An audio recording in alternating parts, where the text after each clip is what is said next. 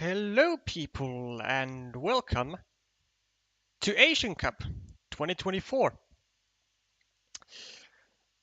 This is, in a sense, a qualifier tournament that the upcoming upcoming Carcassonne Champions League season 2, which starts off um, in the beginning of 2025, but the qualifiers starting in I think November um, this year, of course. Um, the top two final teams of the Asian Cup will both get to pick one of their team members to to represent their country in those qualifiers. So there will be a what I say a specific qualifier for the CCL, which will feature uh, players from team competitions. So we can actually take a look at it here. So there will be four players from from the WTCOC teams. Then two players from Copa America teams, Brazil and Chile. Two players from the Asian Cup, and then there will be Chris Kaukis, who is the winner of the MSO Grand Prix, and then King of Carcassonne with Big Nacho, and then the King of Carcassonne Cup winner will also be in this same qualifier, and two of the players in this qualifier will be heading to the group stages of the CCL Season 2. So the stakes are interesting. And well, even though I am not the official organizer of CCL or anything, but I can say that there will be some interesting changes to CCL, which I am partly working on behind the scenes. For those who have followed the channel, are likely already aware of some contributions. But to focus on the Asian Cup, um, today's lineups, you can see them just above me, like right there. Um, we have not the exact teams of WTCOC, which is good, which gives more opportunities for both for both Taiwanese and Vietnamese players to get into the competitive scene. We have some familiar names. We have on table 4, we have Hotly Hotly from Taiwan, as well as Mr. Wan, who I'm pretty sure was in the WTCOC team for Taiwan as well earlier this year. Um, but as new additions, we have Chusire on table 1, Evo 28 Stu on table 3, and let's call him just David. Sia David on on table 5. Then from Vietnam, we also have new additions and some old ones. We have both Mung and Portguard. Mung, who I'd like to believe, if my memory doesn't fail like miserably, was part of the WTCOC team. So on table 1, going against Chu Ray. Then Portguard, who was the Vietnamese captain in the WTCOC. I'm not sure if well, I think the Asian Cups will have captains as well, but I'm not sure who are the captains of each team. but Podguard will be fighting on table 2. We have Lelenek on table 3, a new addition. We have B1208 and another WTCOC team member, Wolf Ren, on table 5. So looks like for the round 1, Vietnam is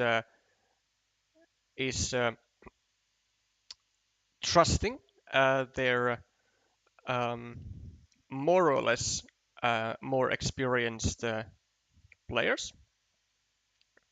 And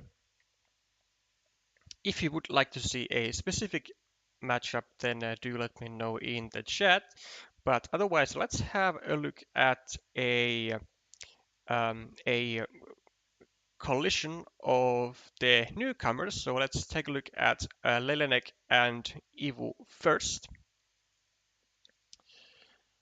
because I am interested to see their level. Ivu seems to be a strong 500-ish, and Lelenek ranked under 200 ELO, but it might just be a new account.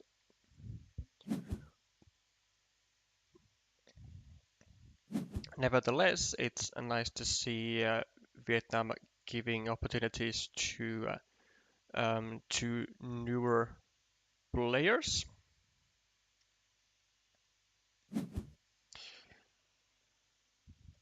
So we have a 2 cities open for Lederek, which is working nicely for him.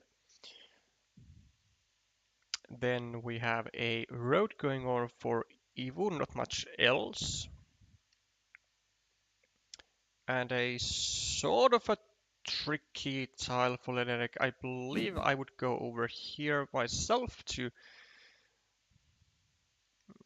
maybe have another shot at restricting this square to a crossroad, but he decides otherwise and decides to put his 1 point meeple in danger of being restricted to a dagger, which is really feisty because one of those daggers is already gone and there are only 2 of them remaining in the game. So this situation might get a little uncomfortable for the Vietnamese player if he doesn't find a city cap with a field soon enough, or another one, as he decided not to not to take back this meeple with the vanilla, but instead took care of an empty city cap, which I actually do agree with.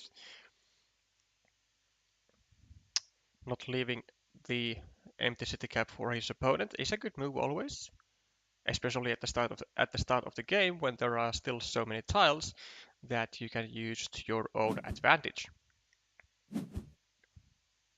And we are gonna be witnessing, I think, a lot of risky and frisky moves by both players, it seems. Evo, despite being rated over an expert level, I think makes a big mistake here, not attacking the potential 8-point city, which now resulted to be an 8-point city, a completed one, but just decided to try and harass the city and start a city of his own, which didn't work out that well. And I definitely don't think it was the correct decision either. But looks like he is pulling the triangle, so by the looks of it, it does seem like he might get away with this trick. But it is not done yet. Still needs 1 triangle to go. Oh, that is that's horrible. That's horrible. Like this, I don't know. I mean, I would expect more from a 500 rated player. I mean, this this curve is like putting his own very secure city under unnecessary risk of being attacked, whereas he could just simply wait for a triangle to to finish the city without having any issues of Lelek attacking it. But instead, he decides that having a platform to potentially block the red 1 point city is worth risking his potential 12 point city or 14 point city, which I don't think he should do ever if he wants to be a winning player in the long run.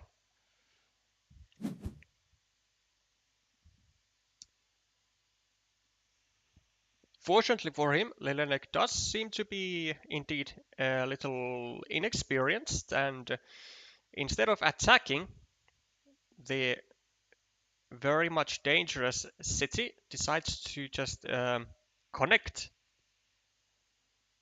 himself to this 2 point city part.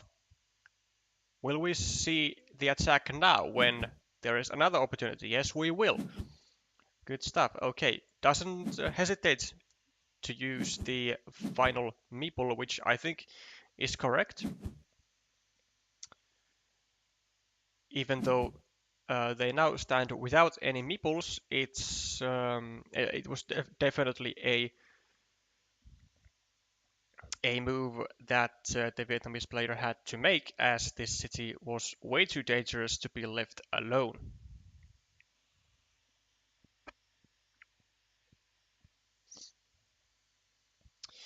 Meanwhile, what has actually happened is that Leneric now needs 2 of the same daggers to free up this meeple and make it possible for this city to be finished.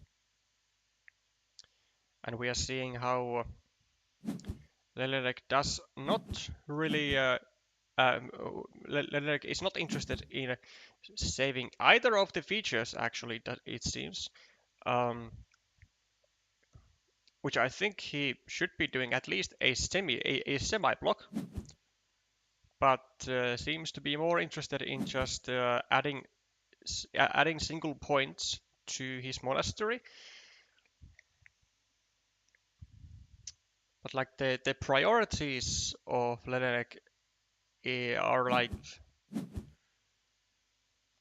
way off, I would say, to be like generous. I think a lot of the moves are quite questionable, but for a player rated under 200, it seems it is definitely a more of a rule than an exception.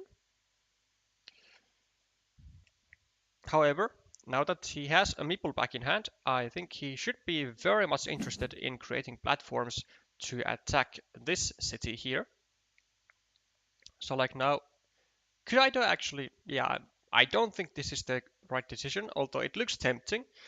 But first of all, this one, like creating a platform here, is way more urgent to prevent green getting a triangle and finishing a what 1 2 3 4 5 6 7 8 like a 16 or 19 or 16 or 18 point city. And on top of that, there are some quick points that are available. Oh wow, a wonderful move from Leneric. So does actually recognize the priority and doesn't even meeple this, which I am totally um, in favor of. Oh, I mean, it was looking like he was gonna make the right moves because he spared the meeple in case a triangle or a triple city comes. But now, when he's trying to equalize the road, and at the same time get a meeple back from the monastery, he is not having a meeple in his hand to attack this city with second meeple in case he gets a triple city or a triangle in his hand. So this move, well, it's not for nothing, but uh, it has definitely hindered the potential of this platform here.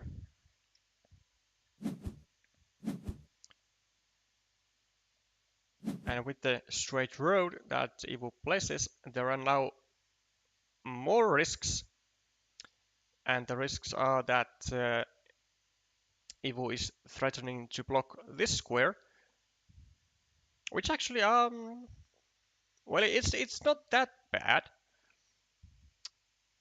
because both Evo and Ledenek would have a road meeple trapped in there, whilst the city of Ledenek is already blocked in its entirety. Hi there, Wong. Nice to see you in the chat. Rooting for. Actually, I'm not sure who you are rooting for.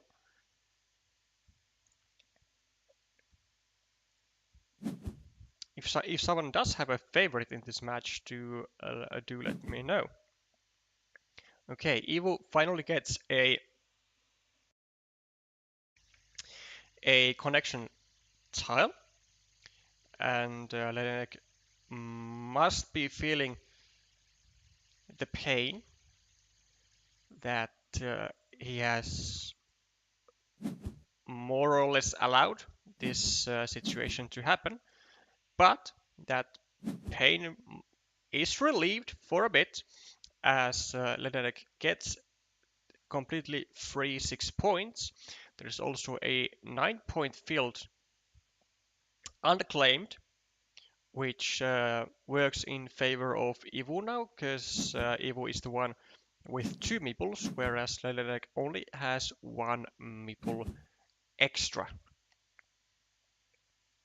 Okay, we should be seeing a second meeple coming back to Ledenek's hand, because being in this rather dire need of additional meeples in his hand, he should be prioritizing finishing this road. Even though 3 points look tempting, I think this is the correct move. Well done. The scoreboard is looking very decent though for red here. Leading by 15 points with additional 5 stored, so plus 20, 21, 18, 15, 3. Okay, red is minus 5 due to the board, but still I would say doing decently well considering the moves so far. And I actually like this, not taking 3 points from this road here, but taking 2 points instead and preparing a second attacking platform to this city. I think this is actually a way better move than taking 3 points. Even though there was already an attacking platform, a secondary one makes sure that there are so many more tiles that red can now use to attack this city. And now with both of the dividers gone, if an attack is made, it's going to guarantee that Evo will not be able to finish the city without the second red meeple being tagged along. And that would be just fabulous for red in this case, because he definitely needs to prevent this city from being completed.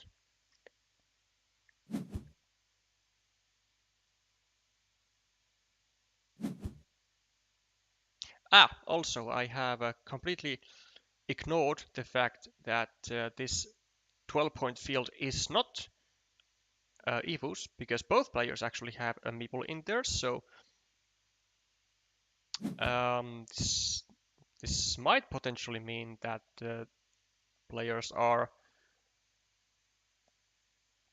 more or less neck and neck, really, in points. I think Green is still leading by a few points after this 9-point field, but the future perspective for Lelenek, of course, is now after this second meeple that he might be overrunning the 12-point field.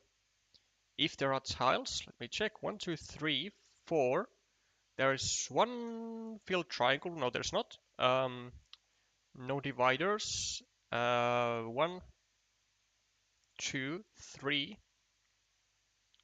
There are still 2 vanillas, so still 2 tiles to fit into this square. A 75% chance for red to get one of those. Well, at least one of those.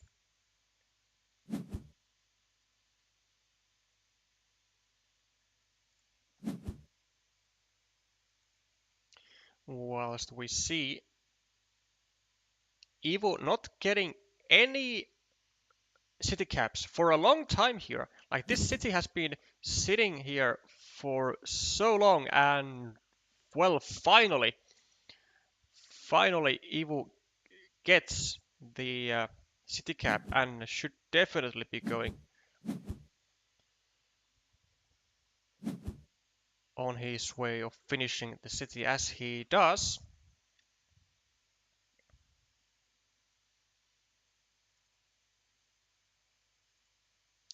And now only one vanilla remains for the Vietnamese player to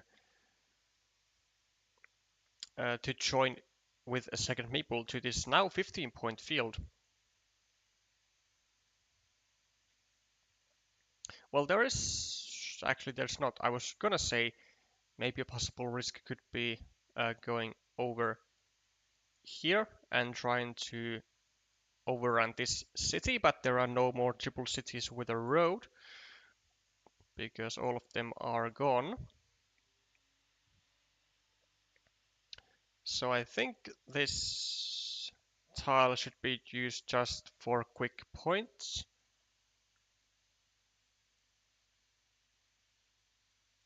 Well, there is still a road monastery, or maybe Lenelik could just make a semi-block here to try and make it considerably harder for Evo to find a tile over here that would block the connection of Red's second farmer.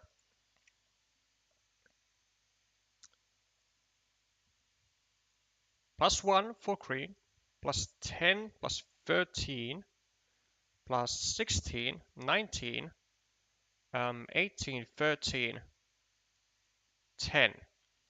+10 for green at the moment, so red is going to need to conquer this field, most likely.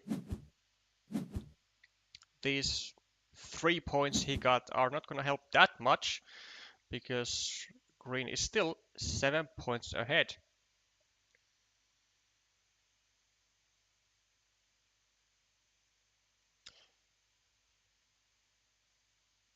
And I believe green is gonna go now over here, block the connection, take a 5-point ruin, which is gonna put him at +12. What Lele can do is they can now go over here, or they can go over here and drop a farmer on here and hope for the road monastery to come, which are still both remaining actually.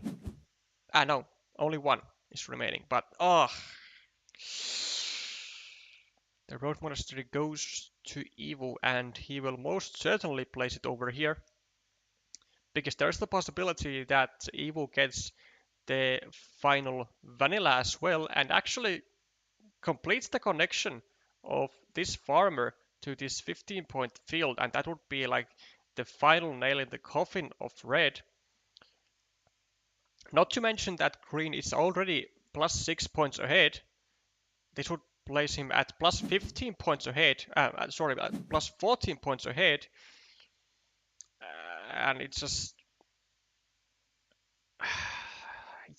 a disastrous scenario really for Lelenek, who now needs to find a way to really get to this field, and he needs to get that vanilla also. So maybe we can go over here and drop a farmer over here, trying to get a... Actually, no, this is way better because, yeah, this is better because we also get 3 points. So we are now minus 11, but we can now get to this field. And more importantly, Ivu does not get a tile. Well, he doesn't get any type of city tile to go over here and drop a farmer. And well, if red does have a road tile in hand that goes over here and allows him to get the second meeple to the field, he does still have chances, actually rather decent chances in this game, because minus 11 now, right now. If he gets to this field, he'll be plus 4. Okay, Evo goes for a ninja farmer. Desperate times require desperate measures. Red gets to the field. Plus 4 now. Evo unfortunately also gets to the field, which puts him at minus 8. Red at minus 8, I think. And with 3 tiles remaining, are there any curves? 1, 2, 3, 4, 5, 6, 7, 8, 9, 10, 11, 12, 13, 14, 15, 16, 17, 18. 2 curves still left. Okay, what we can do... Oh, no, we can't. Rip. Huh.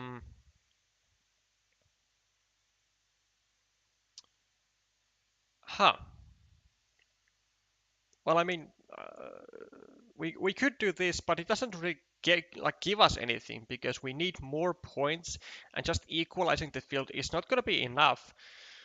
So, is there anything we can do here?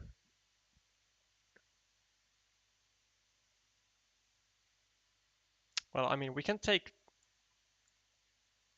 3 points, maybe 6 points if we meeple this road, but more importantly, we connect to this 9-point field here.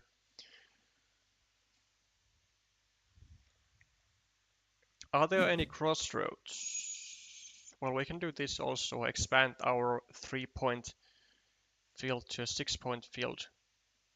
But it doesn't help us all that much. We are still at minus 5, I think.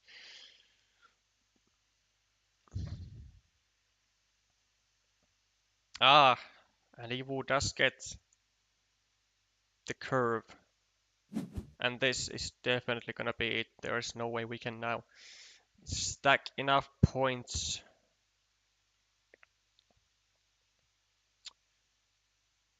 to catch up, even if we would tie the field, which we might be able to do still if we go over here. Maybe there's a field plus field tile. 1, 2, 3, 4, 5, 6, 7, 8, 9. There's actually nothing that goes here if Ledenek tries to get a third farmer in. There are no regular curves, there are no monasteries, there are no double field city tiles.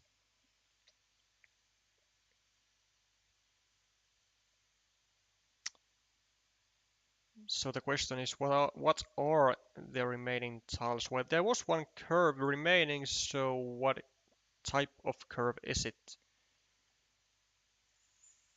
5. Okay, so there is one dagger like this. No, there's not. Wait, maybe a triangle then. 1, 2, 3, 4. Okay, so it is a road triangle.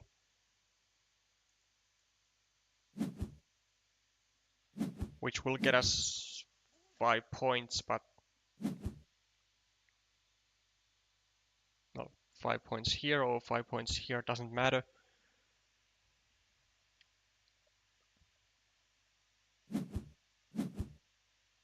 Ah, we didn't even have a meeple. Oh, never mind.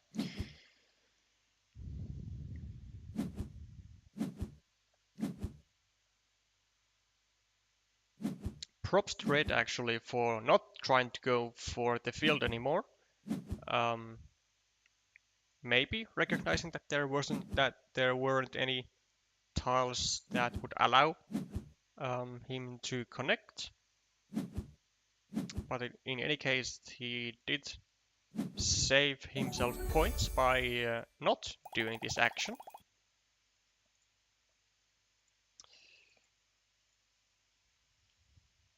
Well, despite the very interesting start to this game and some obvious mistakes, at least in my head, by both players, and numerous amount of mistakes, I would say, Evo does come up on top and with a score of 100 to 81 and takes the first game point to Taiwan.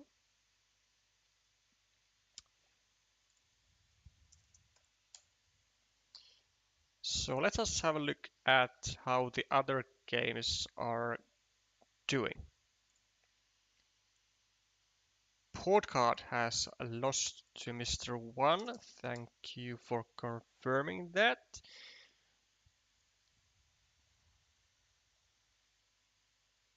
By the way, these are all best of 3 duels. Then we have Juicy Ray also clinching a point for Taiwan.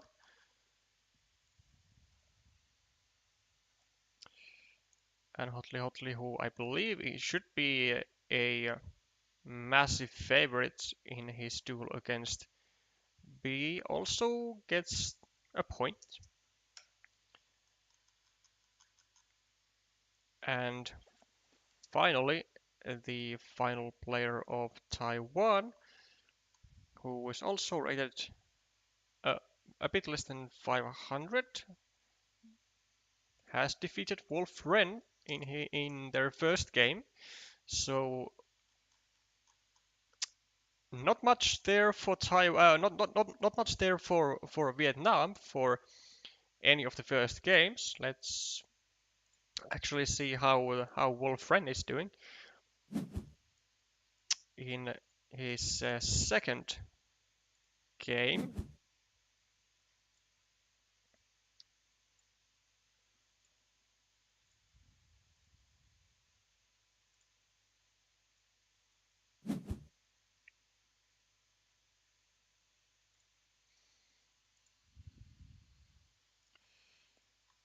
Okay.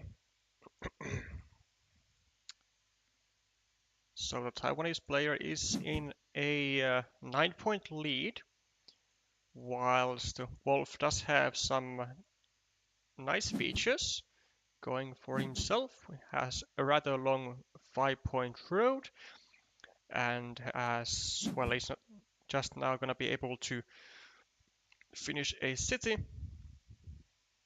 And I think I maybe would have taken the road as well, but given that there is already a nice spot for a curve, taking this road likely not too necessary actually, but takes the 6-point field instead, which has some green squares to expand the field as he does to get some more value out of that one field meeple. David gets the second monastery actually of the game, and the first one has gone without a meeple, so someone has definitely made a mistake in the early game, not meepling a monastery, which I must despise.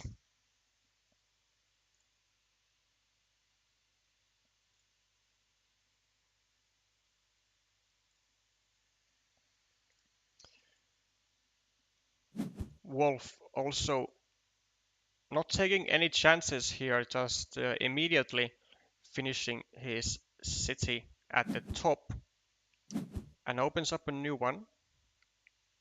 David not meepling the monastery again, even though it is a prime spot.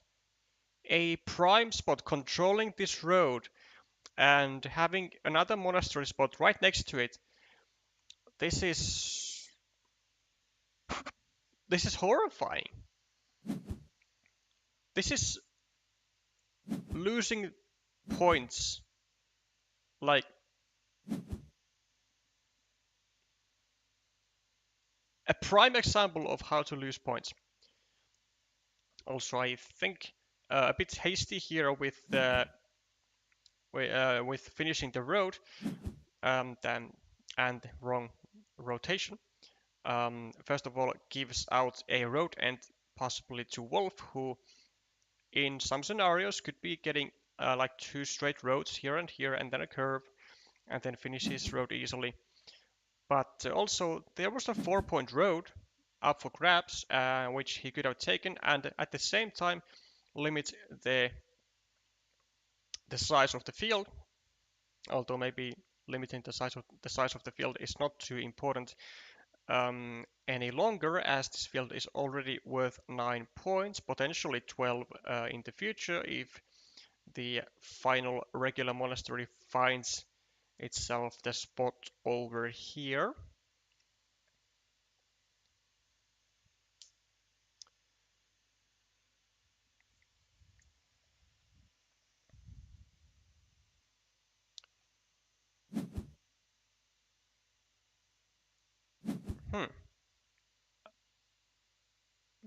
Not sure about the idea here. Okay, maybe the point is to like make it a bit more difficult for David to grab this road, but 1, 2, 3, 4, 5, 6.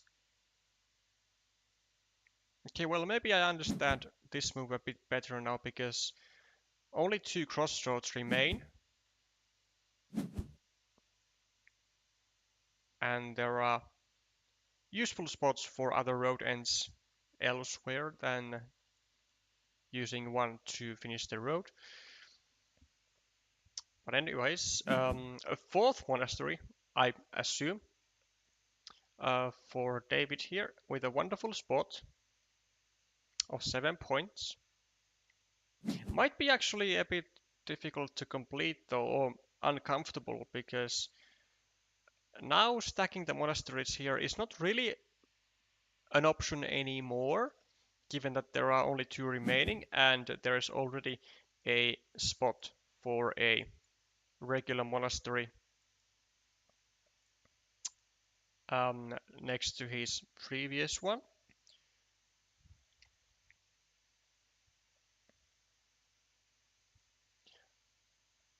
Also, this 3-point road was never taken despite the plentiful amount of curves that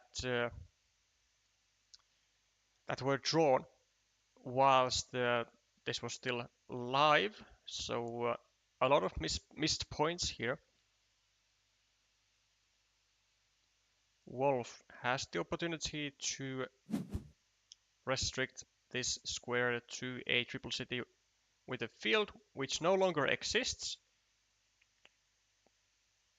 But it is really uncomfortable in the sense that this does give 2 points to David's ruin if he is able to find a triangle or a triple city.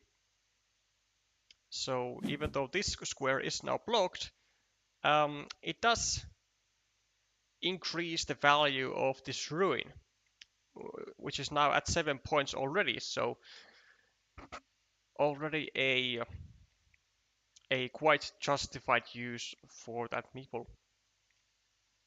Must have been like very uncomfortable to use a shielded tile here.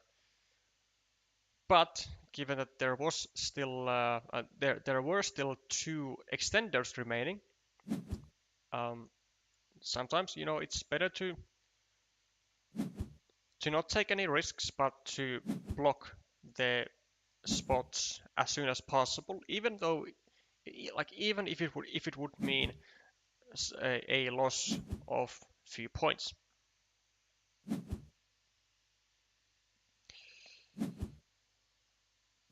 Hi Helge, glad to see you following the Asian Cup. Wolf seemingly not too worried about the possible 8-point city that David has here. And ooh, no, no, no, no, no, no, no, no, no, no, no, no, no, no, no, no, no. This is quite unfortunate. Just 7 points. I mean, it's not worth attacking, especially with this tile, because like you can see that this road is still live here. Like no one still hasn't taken it. So Wolf could have just taken a 4-point road without investing a meeple, whereas he now had to use a shielded tile and a very valuable city cap to attack a 7-point ruin, which was not really necessary. Like even though it's 7 points, with this tile, it's really a 3-point attack because you could have taken 4 points already, like immediately, without an investment of a meeple. Wolf does get a rather perfect set of tiles here with continuous city caps, as he is yet again able to finish a 4-point city and attack the city of red, which was about to be completed. And for the points, it does seem like red is in a commanding lead, but let's have a look. So plus 12, plus 20, plus 23, plus 17, plus 8. So red is plus 8 with 1 extra meeple. Well, I would say that is a commanding lead. Wolf should probably be taking like a 5-point road here and try and get a couple curves.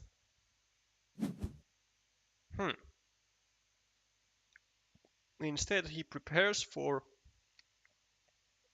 a connection on this city and like pre meeples a 6 or potentially 9-point field. Let's see if there are any city caps over here. No city crossroads. How about starting tiles? 1, 2. Well, there are 2 starting tiles, so that's good. Ooh. A final meeple of Wolf heading to the monastery, but are there daggers? That's the question that Wolf needs to ask.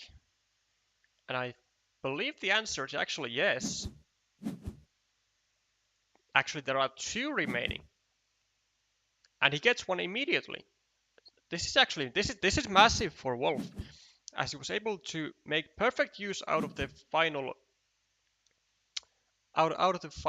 monastery, and also gets possibly gets a 6-point city on his field if there are city caps with a field on the right side. But more importantly, does get to make a 10-point move in total within 2 moves, which is massive. Doesn't really matter at what at which at yeah, it doesn't really matter at what part of the game you get 5 plus 5-point moves. It's still massive. David does finish the 6-point city, but it is only really a 3-point move, as this does give 3 more points to the field of green.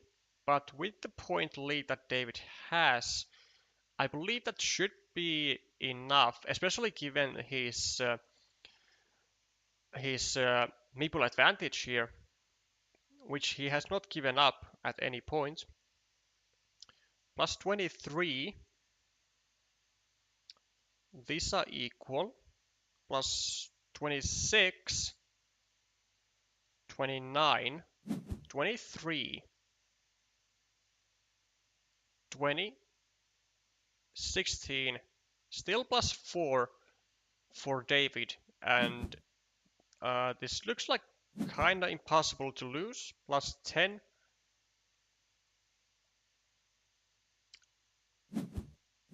And even though this is 3 points for Wolf here, it's not gonna really cut it, because 3 points is just actually this was not even 3 points. This was a 0-point move, because even though it looks like a 3-point move, but this gives 3 separate cities to 3 fields. 3 points here, 3 points here, and 3 points here. So if your opponent gets 6 points and you get 3 points for the fields, that's minus 3 points, which is negated by this connection. So a 0-point move, which definitely does not help Wolf at this stage. Wolf will be taking 6 points here or here, and that's going to be the final points that he will take. And unfortunately for him, they are not going to be enough, and David is going to run off with a 2-0 win here, grabbing the first match point for Team Taiwan.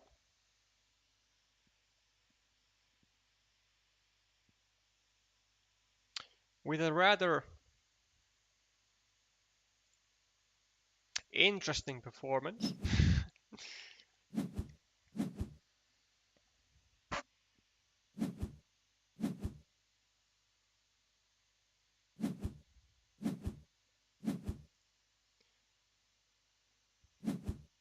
The fields here and here were like very successful for David, grabbing a total of 15 points in a spot which really seemed like not that primary spot for fields.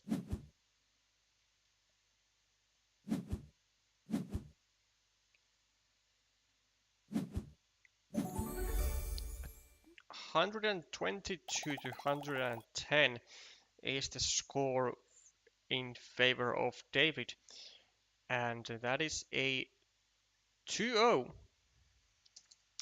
for him. So a convincing debut for him in the Asian Cup this year. I'm not sure if he has competed before, but at least for this year, it has been a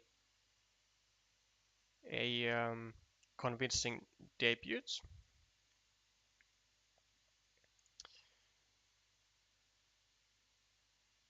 Okay, how's our other tables then? Juicy has also taken a 2-0 match win versus Mung. Then we have Mr. One, ooh,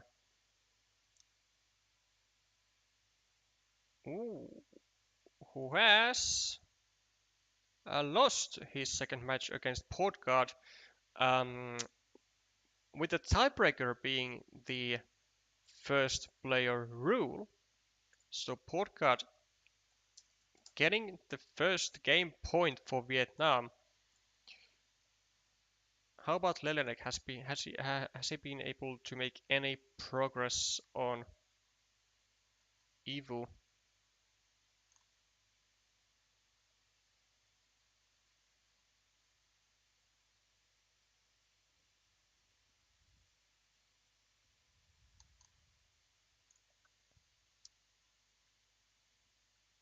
Huh? Wait, wait. What? Why is there a three? Oh, ah. So they set up a three-player game for some reason, and Iwu was forced to to skip that or leave it, and got some unfortunate penalty, putting him at under 500. But of course, that doesn't count towards the Asian Cup match game because these are not three-player games.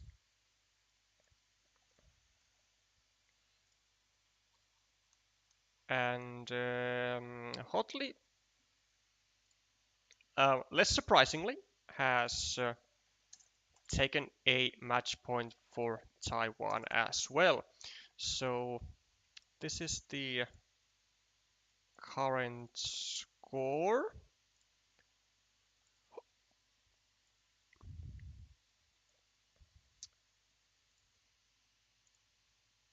So Taiwan in a very commanding lead against the Vietnamese counterpart.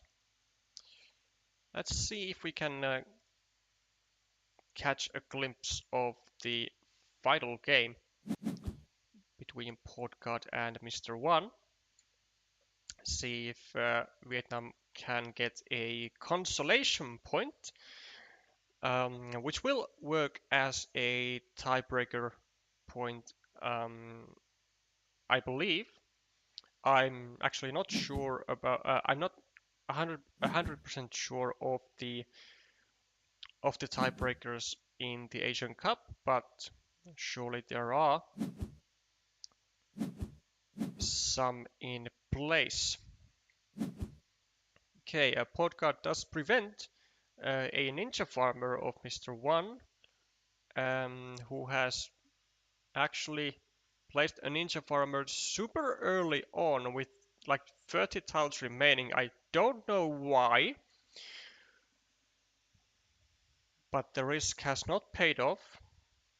There is still a road monastery which one could get, which he could place over here and still get this farmer on the only a 9-point field so far. Well, it's bound to grow, but only a 9-point field so far with five um, farmers in total. Is this blocked? One. Wait, this isn't even blocked yet. There are still two daggers, right? Yes, still two daggers, and Portgard does get the defense.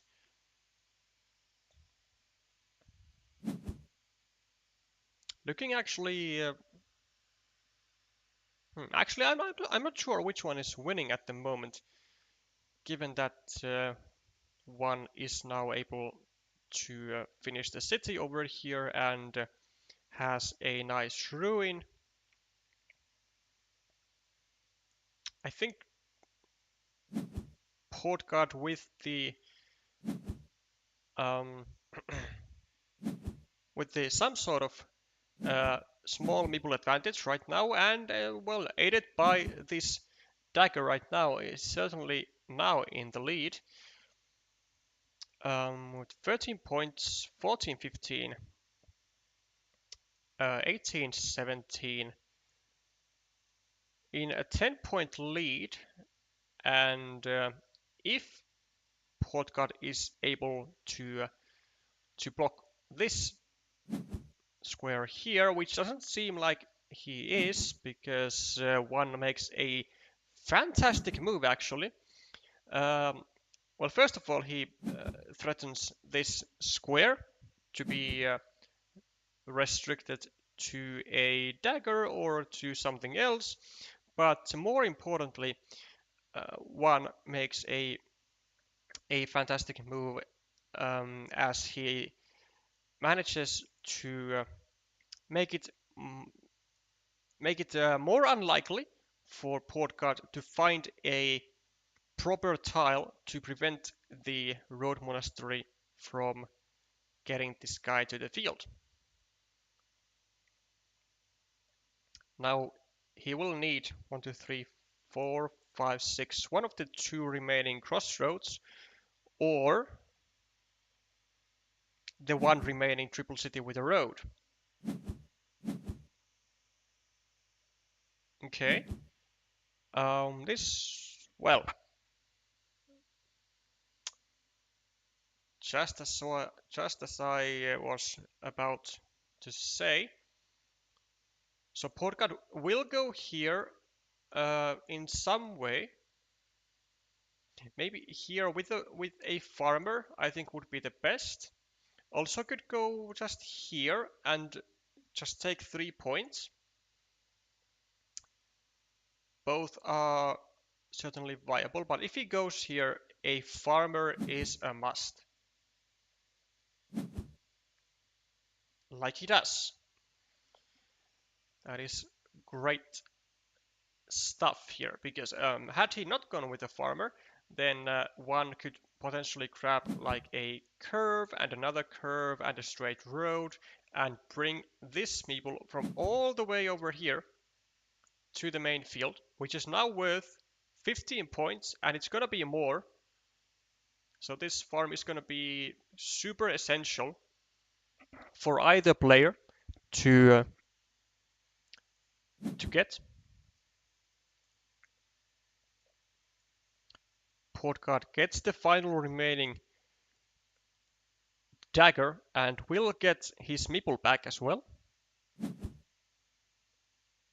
Not that he really needs it, because there are only 11 tiles and he already had two meeples in his hand. Could have actually just gone for maybe this 4 points and be happy. One will connect himself to the field, and Portgard, with a zero care in the world for leaving 8-point cities, goes for another farmer. And I think this is actually counterintuitively the correct call, because he definitely needed to prevent one from using this connection spot to the field, because this field will be everything in this game.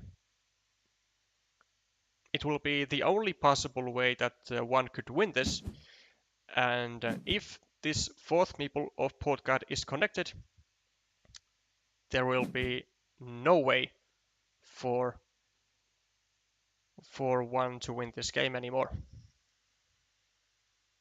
But are there tiles to it? 1, 2, 3, 4, 5, 6, 7, 8. No crossroads. 1, 2, 3, 4, 5, 6, 7, 8, 9, 10, 11, 12, 13, 14, 15, 16, 17, 18, 19. There is one curve of some type. 1, 2, 3, 4, 5, 6, 7, 8. A regular curve. So if one goes over here, he will block this. But, no. He cannot go here. He cannot go. He must trust that he gets the curve. He must go here and drop a farmer. And he must hope that he gets the curve. That is the only way that one can win. because he can overrun this field completely. He can overrun this field if he goes here and gets the curve. Does he find this move? He does find this move. Does he get the curve? This is unbelievable ending if one gets the curve and wins like this. A fantastic find. Realizing that there is only one singular tile that Portcard can use over here to connect the fourth meeple, and because one is so far behind in points, he must get this field himself. It's not enough that he prevents Portcard from connecting here. He must get it himself. Oh, he doesn't. Unfortunately, he does not get the curve, but it was a fantastic effort. A fantastic effort by Mr. One here. Wow, sir.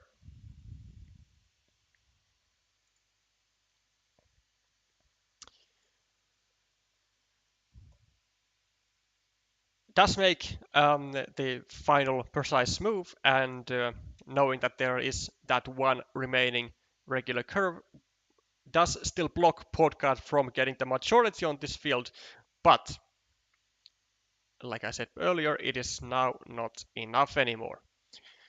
Still a real thriller actually on to end this game and to end this duel between Portcard and Mr. One, and Vietnam does indeed get a point on the scoreboard, a match point that is,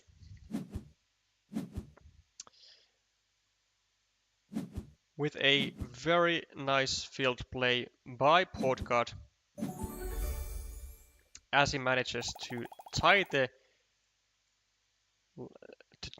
field and to make enough threats elsewhere to muster up quite a lead either way.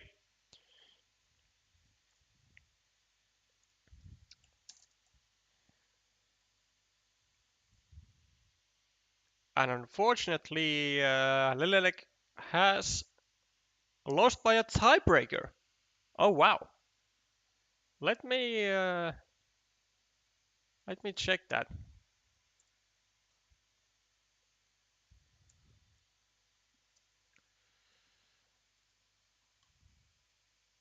Oh, it is indeed by a tiebreaker. Another one going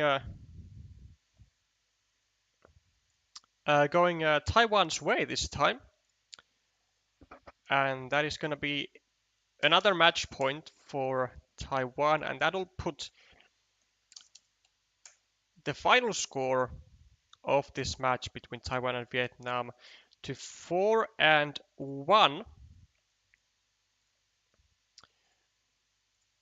which means that Taiwan takes the first step on their way to getting a top two standing in their group, because I can remind that the top two from each group will be going to the semi-finals, and the first place of Group A will meet the second place of Group B in the semi-finals, and vice versa. Bubble Crowman also won by tiebreaker in the deciding game of the deciding duel. Great stuff. A lot of very, very close games, it seems, on just the first week.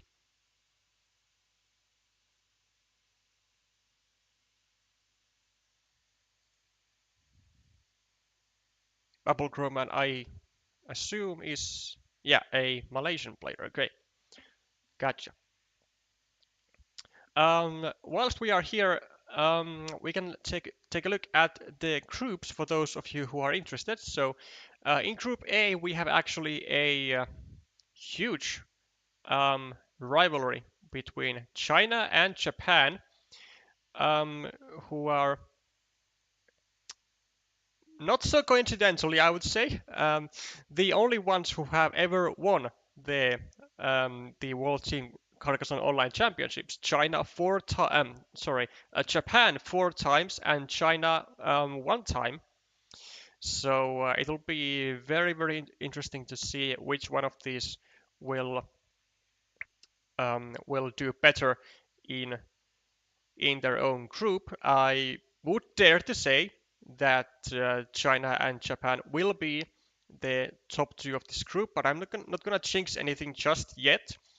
What is interesting though that is that China and Japan just had actually their group stage match just 2 hours ago or so. Well, it started 2 hours ago, but I'm not sure of the results. Unfortunately, I did not decide to stream it, even though I would have wanted to because of the sheer quality that I'm sure it was full of. But since I had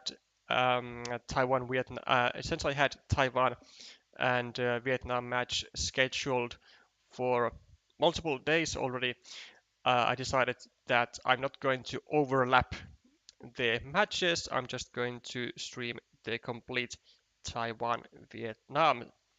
But I have a suspicion that I think we will be seeing China and Japan still play. And, I would say with the decent chances that they will be in the semi-finals. But if Malaysia or Thailand can resist those two countries, or either one, I would say that that is a massive surprise.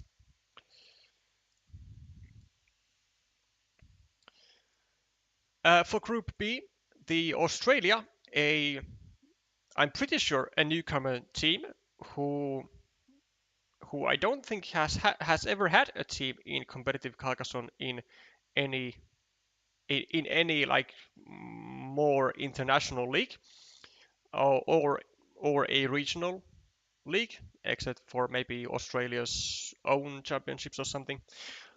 Um, I will be interested to see how they are going to handle themselves.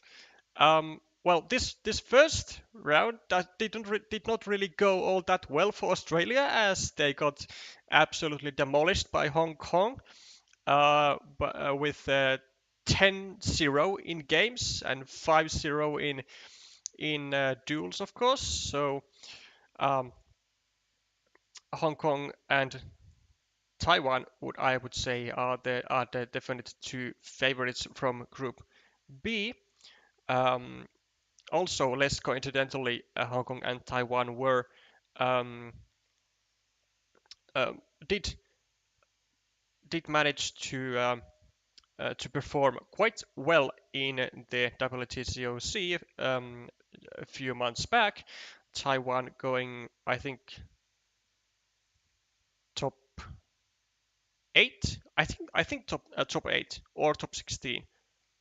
But either way, did make it to the playoffs, and Hong Kong, if I recall correctly, was unfortunately just short of the playoff spot as Tutesia stole their playoff spot on the final round of the group stages.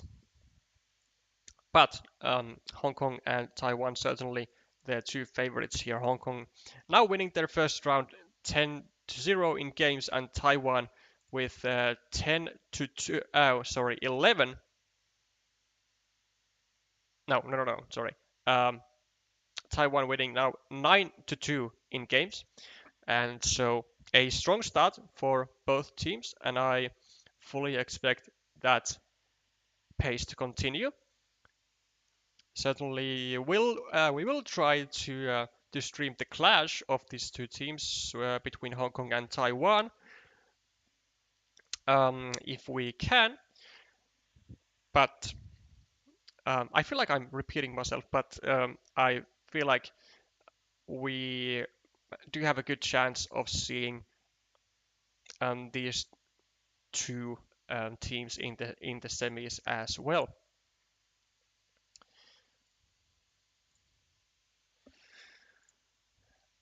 Okay, that is going to be it for today's stream. We will be streaming more Asian Cup next week.